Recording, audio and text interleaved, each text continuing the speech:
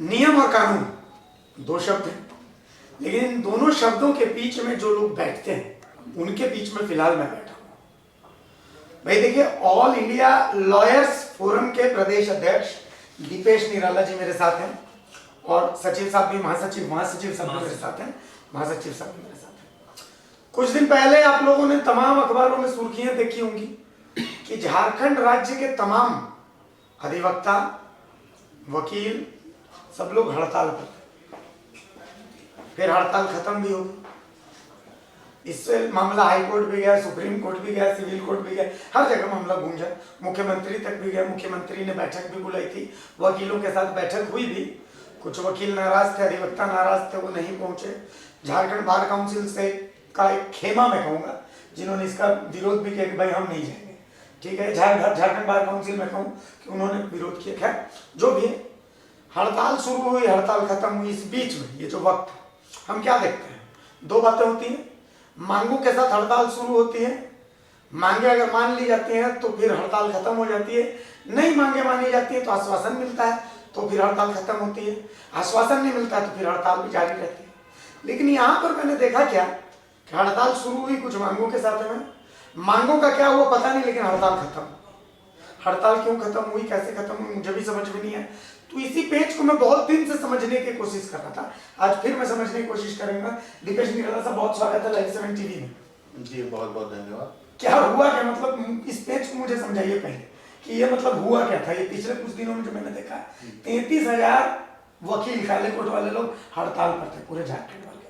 कुछ लोगों पर बकायदा केस वेस भी हो गया, परेशान हो गए। हुआ क्या ये इतने दिनों में, मुझे थोड़ा समझाइए। साल के शुरुआत में बहुत असमंजस की स्थिति पैदा हुई।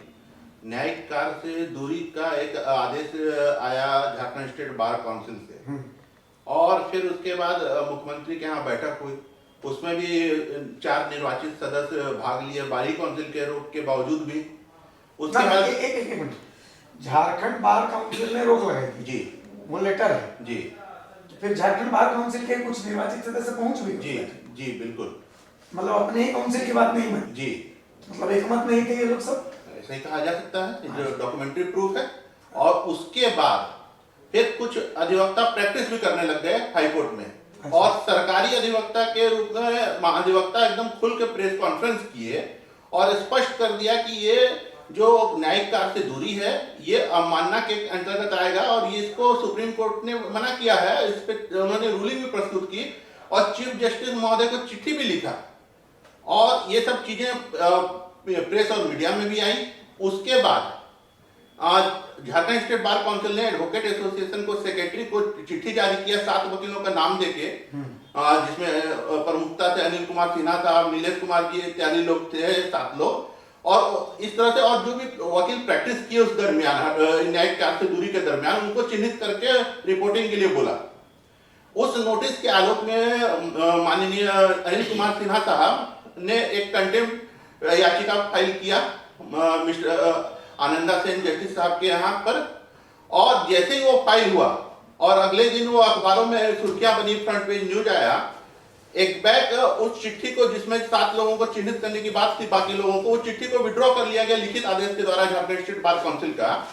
और फिर हम लोग देखे कि एक और चिट्ठी आई झारखंड स्टेट बार काउंसिल की बार काउंसिल ऑफ इंडिया नई दिल्ली ने उनको निर्देशित किया कि हड़ताल को वापस करें, और उनसे कारण बताओ भी पूछा कि क्यों, किन परिस्थितियों में आपने ये न्यायिक कार्य से दूरी का आदेश पूरे झारखंड के 33,000 अधिवक्ताओं के लिए निकाला।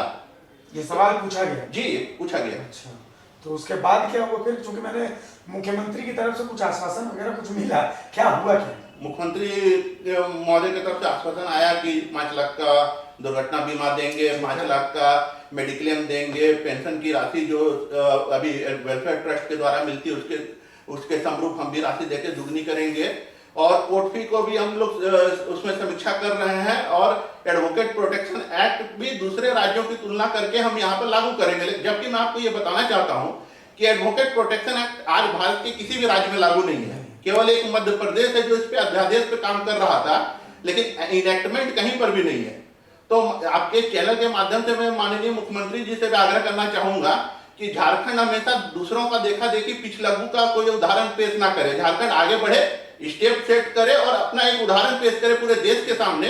आपने अपने चुनावी घोषणा पत्र में बताया था, अधिवक्ताओं से वादा किया था कि आप झारखंड अधिवक्ता अधिनियम लेके आएंगे, आपके चुनाव घोषणा पत्र में है। तो आप एडवोकेट प्रोटेक्शन एक्ट झारखंड में लागू कीजिए और पूरे देश के सामने आप एक मिसाल पेश कीजिए। हमारा नम्र निवेदन है माननीय मुख्यमंत्री से। अच्छा, बड़ा इंटरेस्टिंग ये चीज़ है। देखिए, मेरे साथ महासचिव साहब भी हैं, लॉयर्स ऑल इंडिया लॉयर्स। मामला अब थोड़ा सा समझिए, इस तकनीकी पेच को समझिए, ज़्यादा शार्लक होम्स वाली चीज़ नहीं है कि आंदोलन शुरू हुआ था दो बातों को लेकर, कोर्ट फी पहली चीज़ और दूसरी चीज़ एडवोकेट प्रोटेक्शन एक्ट। मुख्यमंत्री ने इन दो को छोड़ करके बाकी तमाम समस्या का समाधान कर दिया। मतलब यही है ना, इन दोनों का समाधान नहीं हुआ जिसको लेकर आंदोलन शुरू हुआ था, ये विचार नहीं रहा। तो मतलब कुल मिला करके छठी मन गया, जन्मदिन का केक भी कट गया, लेकिन बच्चा पैदा नहीं हुआ। बोलो, कहा जा सकता है कि बच्चा पैदा नहीं हुआ। और हमारी जो मांगे थी, जिस प्रकार झारखंड स्टेट बार काउंसिल ने अधिवक्ताओं को कहा और न्यायिक कार्य से विलग रहने का आदेश दिया था, और बिना उन मांगों को माने हुए झारखंड स्टेट बार काउंसिल के अनुसार वो आज के डेट में पूर्ण नहीं हुआ है। और हम लोगों को इस आधार पर वापस लेना पड़ा कि हाई कोर्ट और बार काउंसिल ऑफ इंडिया के द्वारा एक चिट्ठी आया गया कि ये हड़ताल अवैध है, इसको समाप्त कीजिए, और उस आधार पर हम लोगों को बंद करना पड़ा ये हड़ताल। इस स्थिति में तो अब लगता है कि आगे भी अब कोई हड़ताल जो कि आप लोग करेंगे, मतलब अधिवक्ता अगर हड़ताल में जाएंगे तो उसको भी तो अब कोर्ट कहेंगे ना, वो तो अवैध, मतलब हड़ताल का तो अधिकार हो चुका।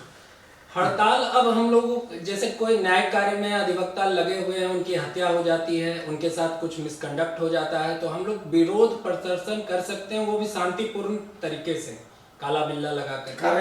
कार्य बहिष्कार हम लोग हत्या के विरोध में वो भी लोकल एसोसिएशन कर सकता है, और वो आपसी सहमति से की जा सकती है। इस प्रकार का न्याय एक साथ राज्य में न्यायिक कार्य से विलग रहने का ये करना मेरे समझ से तो अब नहीं हो सकता, अब मुश्किल हो जाएगा। अब मुश्किल हो जाएगा। तो आगे अब इन सब चीज तमाम इस घटनाक्रम को जब हम देखते हैं तो आगे आप इसको कैसे देखते हैं? क्योंकि मतलब आप लोग जो अधिवक्ता गण हैं, जो लॉयर्स हैं, मैं तमाम लोगों को एक चीज जानता हूँ कि आप लोग पूरे मतलब जो समाज होता है उस समाज के लिए रोल मॉडल होते हैं।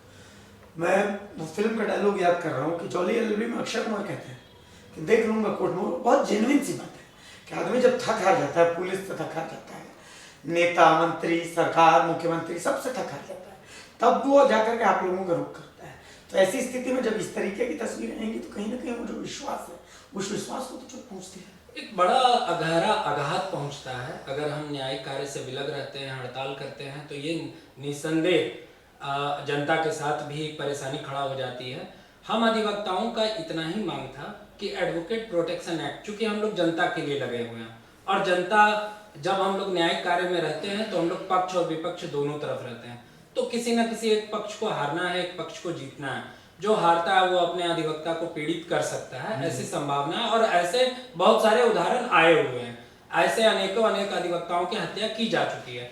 इसी को लेकर के मेडिकल प्रोटेक्शन एक्ट डॉक्टरों के द्वारा मांग की गई थी, जिस पर सम्यक विचार हो रहा है शायद, और लागू भी है शायद, और इसी कारण हम लोग एडवोकेट प्रोटेक्शन एक्ट की मांग कर रहे थे, जो कि जायज है।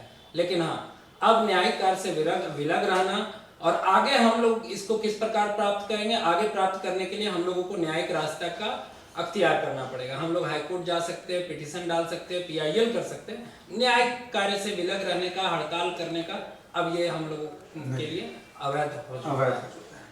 तो दिपेश जी, क्या लगता है एडवोकेट प्रोटेक्शन एक्ट और कोर्ट फीस का ये जो सरकार का विचार नहीं, दो पहलू है जिसको लेकर आंदोलन शुरू हुआ था, तो निकट भविष्य में कहीं ऐसा लगता है कि सरकार की तरफ से इसको लेकर कोई स्टेप उठाया जाएगा?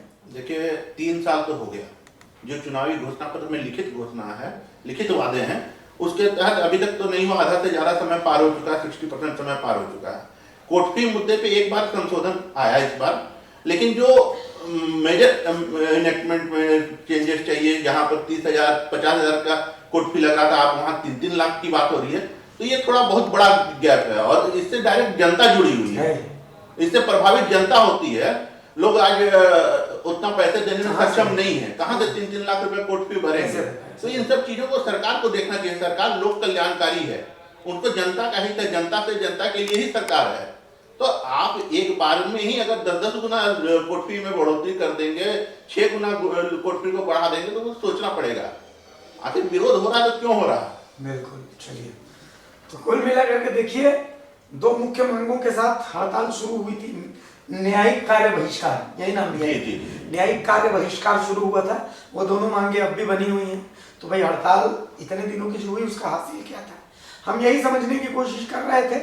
मेरे समझ में नहीं आया, इसीलिए मैं ज्ञानियों के पास पहुंचा, और भी ज्ञानियों के पास मैं जाऊंगा, उनसे पूछूंगा कि भाई इसका हासिल क्या हुआ। इतने दिनों का जो कार्य बहिष्कार था, इसका हासिल यही हुआ है कि कुछ अधिवक्ताओं के ऊपर केस में से दर्ज हुआ है, वो खुद अब कोर्ट में पेश होंगे और पेश होते रहेंगे, यही हुआ है जहाँ तक मेरे को नहीं, ये चिट्ठी को बार काउंसिल ने जैसे ही कंटेम्प्ट केस इन्होंने फाइल किया माननीय अनिल कुमार सिन्हा साहब ने, तो इन्होंने वापस ले लिया बार काउंसिल ने अपने नोटिस को, और स्ट्राइक जो था, स्ट्राइक इसको ना कहें, इसको न्यायिक कार्य बहिष्कार कहेंगे, उससे उन्होंने तुरंत उसको ऑफ कर लिया और अब काम सुचारू रूप से पूरे झारखंड में चालू हो चुका है। लेकिन इसका हासिल क्या हुआ मुझे हासिल कुछ नहीं हुआ, जहाँ थे वहीं हैं। तो बस 15 दिन हम लोग न्यायिक व्यवस्था जो है वो प्रभावित हुई बस। तो कुल मिलाकर के ऐसी हड़ताल का क्या फायदा हुआ, यही समझने की कोशिश कर रही थी। इन दोनों ज्ञानी महानुभाव जो मेरे साथ हैं, इनका कहना है कि भैया जहां से शुरू हुआ था वहीं पर खत्म हुआ, कुछ हासिल तो हुआ नहीं। अगर आपको लगता है कि नहीं कुछ हासिल हुआ तो ठीक है, लाइव 7 टीवी एक ओपन प्लेटफॉर्म है, आप बताइएगा मुझसे कि भाई, ताकि हम जनता तक पहुंचा सके कि नहीं ये हासिल हुआ। लेकिन अब तक की कहानी में तो यही है कि अब तक हासिल कुछ नहीं हुआ है। सहयोगी राधे के साथ मैं अभिषेक भारती, लाइव 7 टीवी, रांची।